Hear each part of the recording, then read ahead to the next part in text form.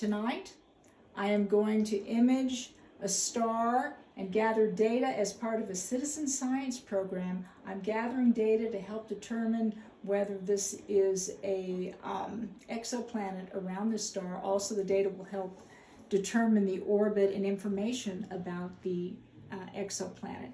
So what I've done is I've written it in my journal tonight. My target is TOI 3829.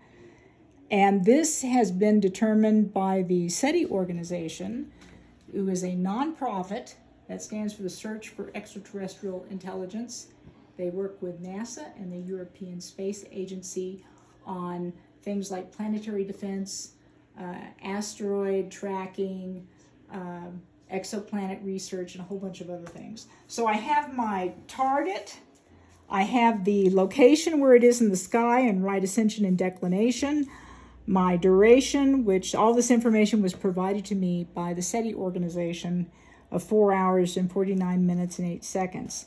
There's also a deep link, which we'll be discussing, and I'm going to be doing a calibration, a focus, a go-to, and I'll be taking additional calibration dark files during the observation. We're also going to run a test of the focus and the tracking by targeting a galaxy. Ooh. All right, now let me get my jacket, or do you want to?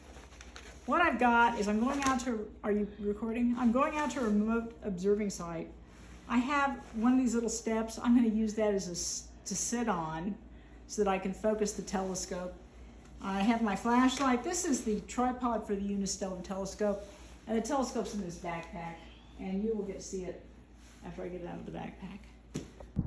Okay, I'm checking to see if it's fairly level. Okay, hold on. Okay, tripod, go ahead. There, it's fairly level.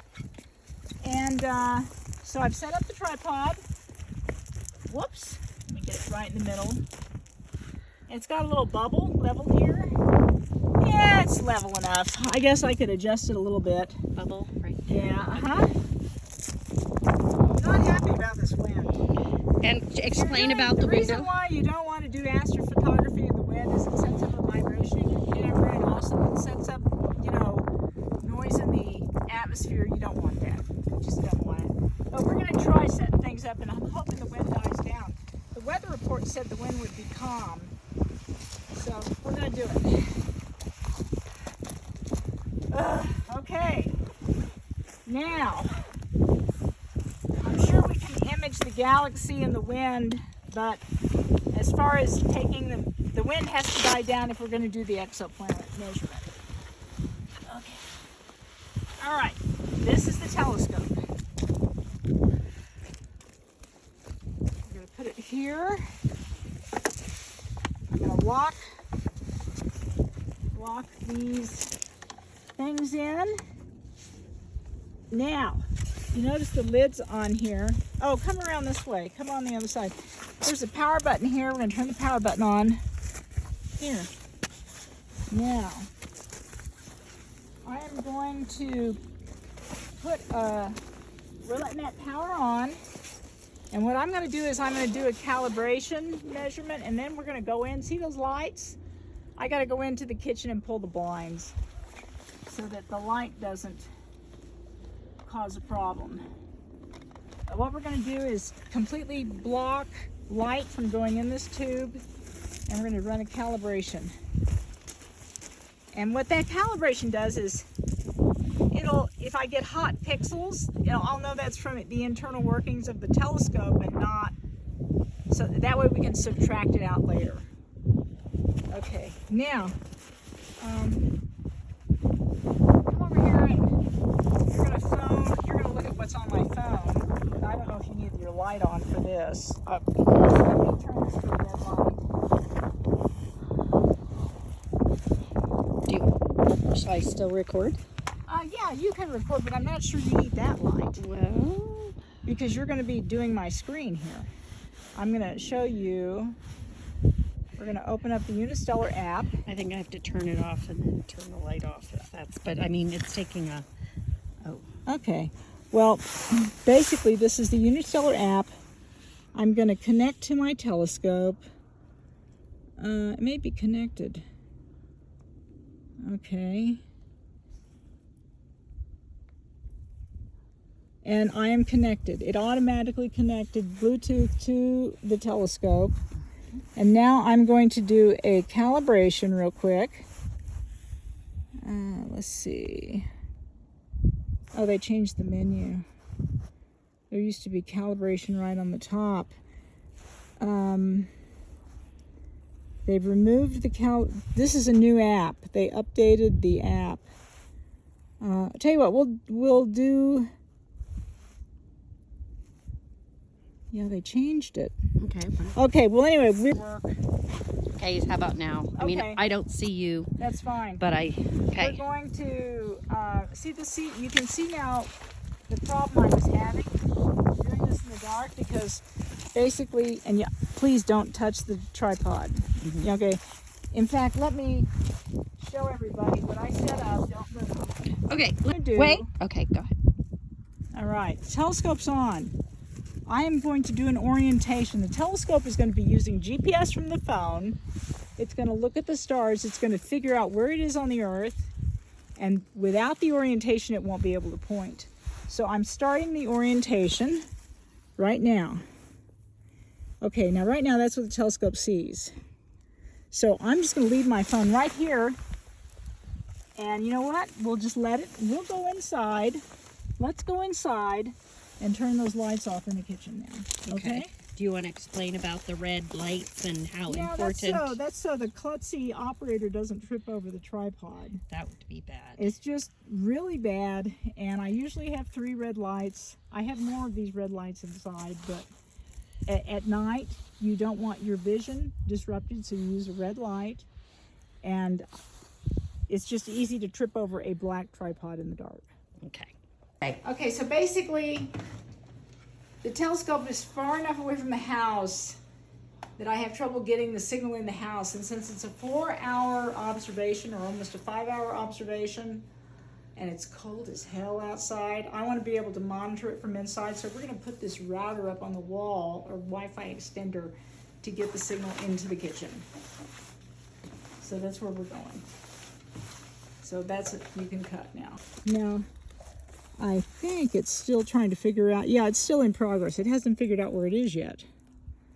It takes, 10 minutes or so. Okay. Oh, yeah. Spinning. Yeah. Orientation in progress. Mm-hmm. Okay. And see how it's moving? It's looking at the stars. Oh, to try to figure out where it is, yeah. Now, once it figures out where it is, we're going to point it at this star. Let's see, I think we're going to point it at Capella, which is that star right there. And the reason why is we're going to use that star to focus. Okay, look, it's ready. Look, it's ready. Now, it knows where it is. And now we're going to point to a bright star, and we're going to use the bright star to focus the telescope before we image the galaxy. So, we're going to say to, I want the gallery, observation, move. Oh, I don't want that. See, they changed the menu on me. Where's the gallery? Catalog, here we go. Now, I want some stars. I want a star. Filter. I want Capella, which is a fairly bright star that's visible. And I don't see it. So what I'm going to do is we're going to search for it.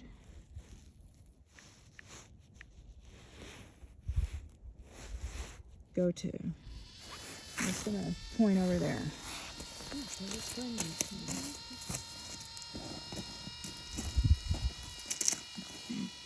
And then the focusing will be the next part, and then we're going to point it to this galaxy. Straight overhead is the Andromeda Galaxy, which all you can see is a little fuzzy patch. So I'm not going to try to point. It's just, this is what you have to deal with, is the light from the moon.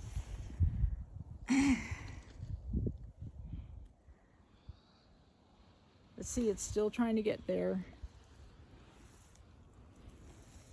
But once it gets there, there'll be a really bright star. And then we're going to put what's called a Batonov filter on the telescope. And it's going to cause the star to create a really interesting diffraction pattern when it's focused. Where's Capella right there? See, it's trying to get there. Okay? Mm-hmm. Now, it's not there yet. It should say, go to ended or, this. Yeah, They it's still changed. slowing. They changed the app. They updated the app. Everything looks a little different. And this is my first time using the new app. I would have used it sooner, but we've had, as you've noticed, weather.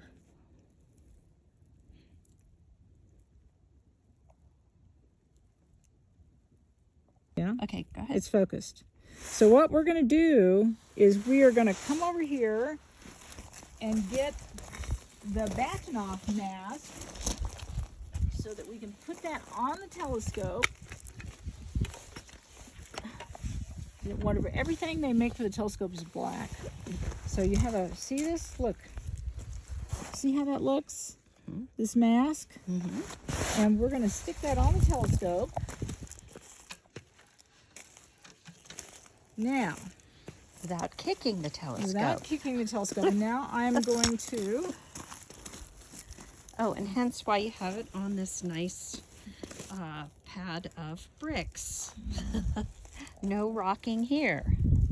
Okay, now here, oh, look at that. It's almost perfectly focused because I focused it last. Look how well that looks. Whoop, let me go back. There.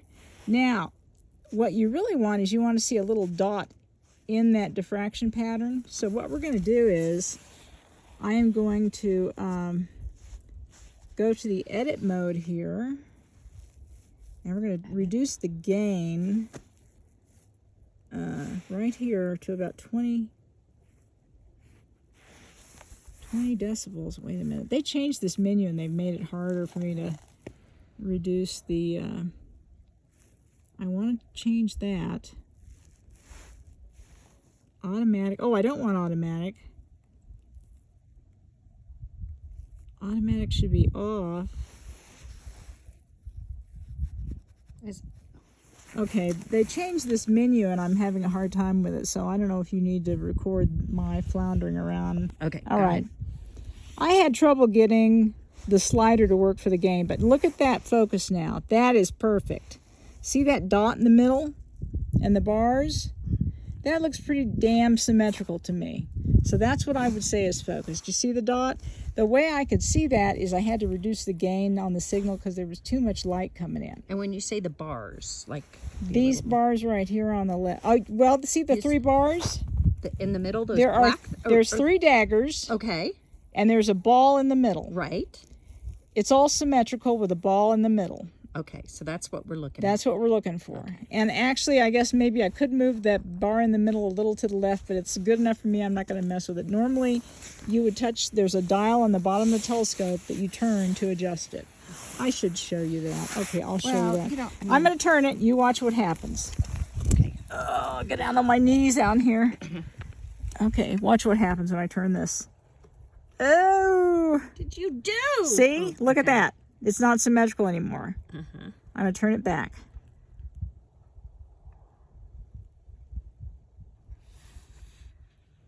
Okay, let me get it back on the...